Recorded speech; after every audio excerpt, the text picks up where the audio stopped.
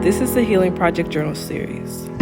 Healing and stories from real women walking in real healing. Welcome to the Healing Project. Holding my head again, making my way through.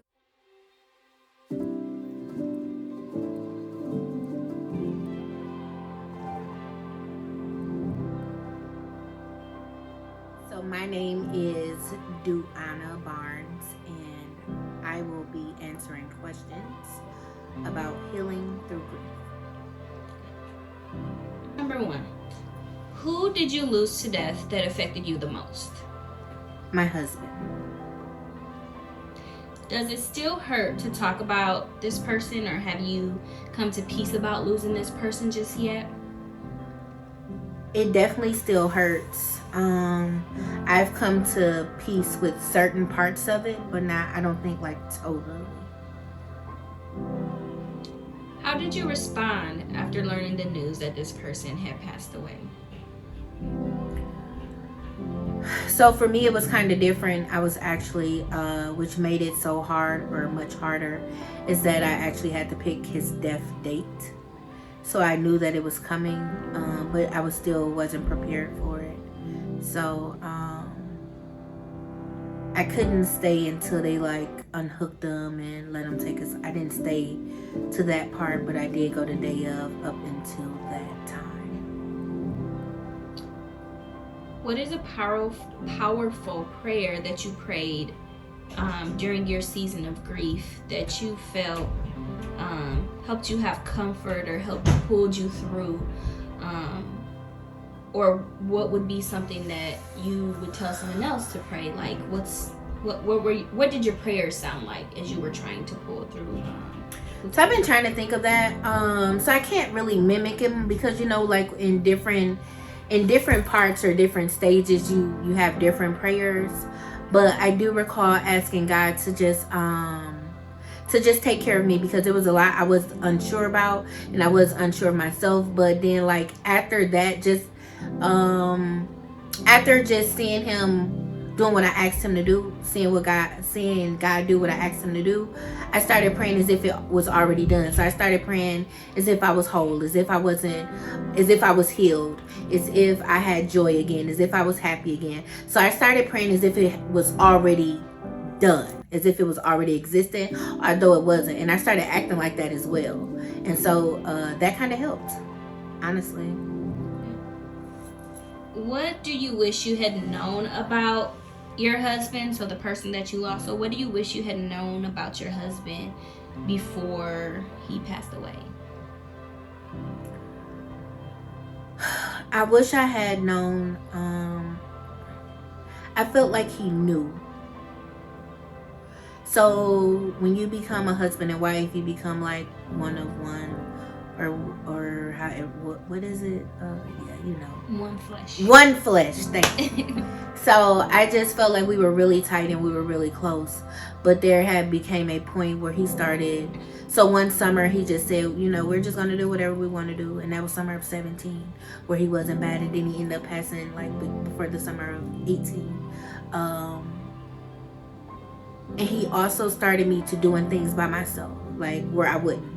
So go to the grocery store, or just go to the mall, or probably just make a run. Just things I wasn't used to doing by myself. And so I just felt like he kind of knew or something of that. So I always question myself, like, did he know? So I would want to know that. What do you miss most about this person? I miss his wisdom. I miss his companionship. I miss his laugh. I miss his jokes. I miss the fact that he just knew me. Sometimes you get a person that knows you better than yourself, and it's very irritating, but it's also very helpful. So therefore, if you're having an off day, instead of someone thinking like you're quiet, he knows that it's an off day and probably just bring something or do something to cheer you up, instead of like just keeping to themselves and you keep to yourself. Now you done made a problem that wasn't a problem. So he just knew me really well. So he just knew what to do. I miss all of that about him. Do you sometimes feel like you could have done something to keep from losing your husband? Why or why not?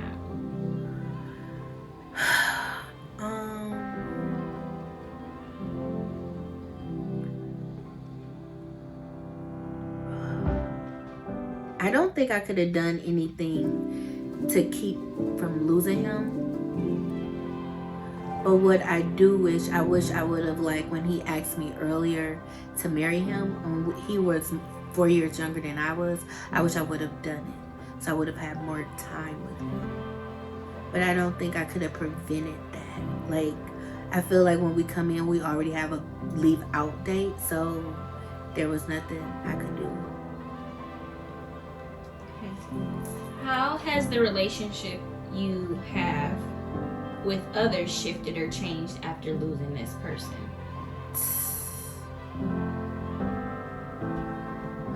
My relationship with others definitely have changed. It made things more clear. When you lose someone so close, you see how your relationship is with everyone else.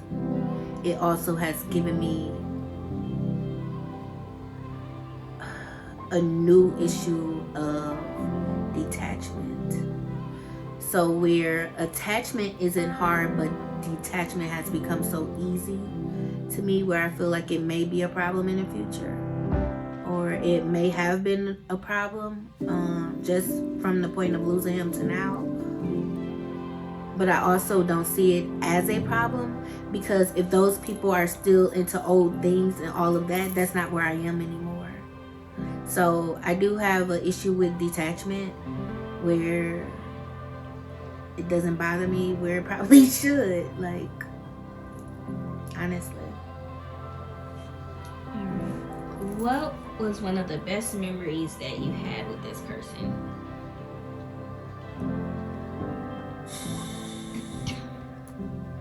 Okay, well, one of the best memories will have to be with me working in healthcare. There was always something going on, and I used to come home and tell him about everybody. He could remember names, he could remember what happened, and he knew the names, but he didn't know the faces that went with the names. So one day we went to a coworker house and we were having a good time, and he telling Kim about Kim, and I'm like, kill it, like. You know, he had great memory. He also, the summer of 17, like, where we just really jumped in our car and we just drove to different states and just enjoyed it, whether it be the scenery or the food or people, just of all of that. And I didn't know what was happening at the time, but I'm glad that I did it. Like, 'cause I quit my job actually, and he told me that he needed help, and one day, and that was kind of like the thing. And I said, if you ever need help, just really let me know. And he just said it, and then he just said, I want to enjoy this summer, and we did. So. Do you believe that losing this person has truly made you stronger? Absolutely. It's a lot of people that wouldn't have heard of me if he wouldn't have passed, because I was very comfortable where I was in my space, and just like being with him and not being like, a few people know me and that was fine, but setting like small goals or having small dreams, I feel, but now I just feel like I just try to push it to the limit. And it's not necessarily to be known, but it's more so to have an impact and to just share. And I feel like we don't share enough or be transparent enough, because we're so concerned with what people say, but how else would you know that they experience the same thing? So where did you feel like God, or where do you feel like God is or was during your season of grief? He was there. He was definitely there. So on April 22nd, my spouse went down. On May 3rd was the date that I picked. And before that, I just honestly had to have a talk with my husband, who was hooked up to machines. And after that, I had to have a talk with God, because I didn't know how and I didn't know when, and I don't work in the summer. And I knew that I was going to have to drain all of our money from every account to make it possible, because he didn't have burial insurance. And so that was May 2018. We are going on May 2021, I have not been without. I simply haven't, whether it been giving tithes, whether it's been going on trips, buying hair, shoot, I have not been without. Alright, so thinking of a person, you don't have to say their name. If you want to, you can. Who has helped you most in your season of grief? If you had to pick one person who has been the most or the biggest help in this season, who would you pick?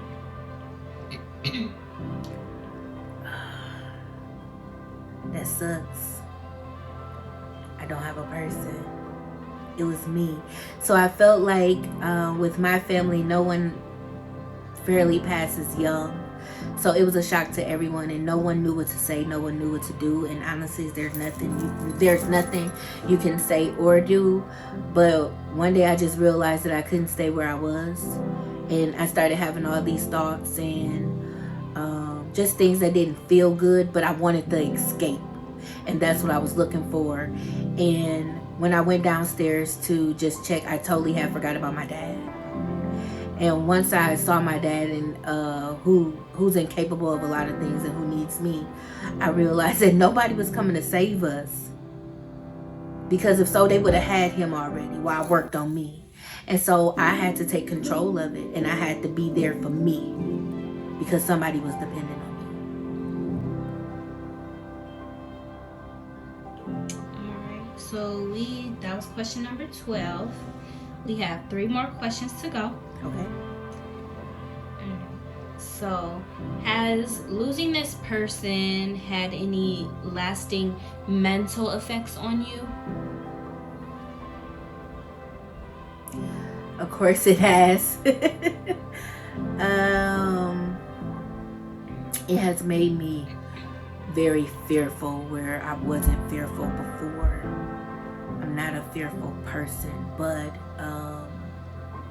where I have gotten back at that mental part is doing everything I'm fearful of. Because if I face it, I can no longer fear it.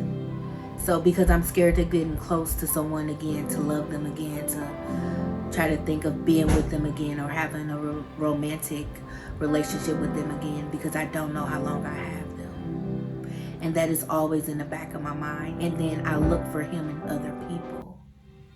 You know what I mean? Because that's the longest I've had. That's the only one I've had. And so when I don't see that, you know, you back up. So, definitely. All right. What are your thoughts on the phrase, there is light at the end of the tunnel? My goodness. There is light at the end of the tunnel, but the thing is, you have to stay the course in order to get to the light. Sometimes we give up too soon, and I also am guilty of that. Just almost giving up too soon, because it seems so long, and it's so unfamiliar, and it's so uncomfortable, and it's lonely, and it's dark, and you don't know what the heck is happening. But it is light at the end of the tunnel. All right. So like you said, you don't want to stay stuck in one spot. You got to get up, you got to move, you got to go. So can you give me your testimony in 10 sentences or less? So if I was just to walk past, or you to walk past a stranger, like, and you only had a minute to give your testimony, what would you say? My goodness.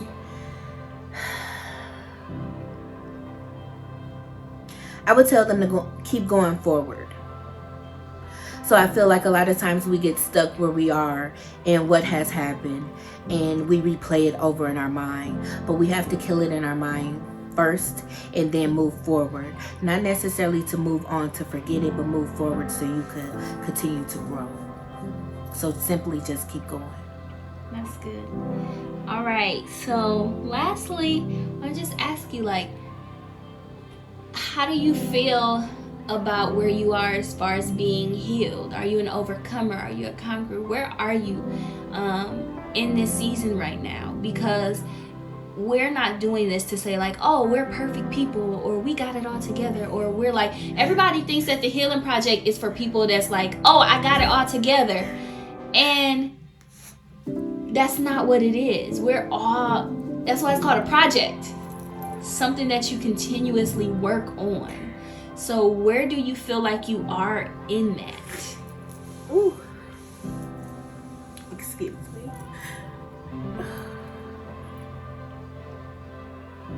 Now, why the heck would you say that? Healing is I feel like continuous journey. But I definitely feel like a conqueror. I'm crying because today was rough for me.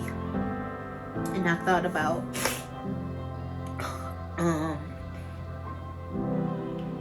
the day I put the gun in my mouth, and how no one would have known of me, or no one would have ever heard of me, or been able to mock what I say. And I just really started praising God about how far He has allowed me to come. And I know it's only like through Him and with His strength, because my dad wouldn't have the strength or the power to come help me, you know. So I feel like it's a continuous journey, but it's definitely a journey that's worth it, because you start to get different discernments about yourself, and you just grow in a way that you never can go back to. It stretches you so much that even if you were to go back to old ways, you don't fit.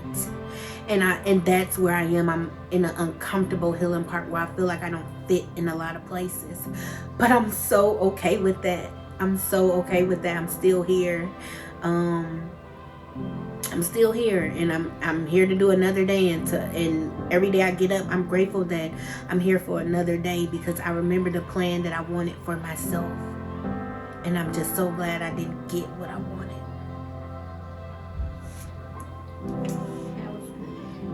So we made it through all 15 questions. You did great. And so what I just like to do, like at the end of every like interview, is like really just, you know, give you your flowers while you can still smell them, while you can still look upon the beauty of them, and just say thank you. Like, thank you for being you. Like, nobody could have done this list of questions like you, how you did it, because you are especially made you. And I'm just grateful that you decided to give some of that to me. Thank you, and you are. I appreciate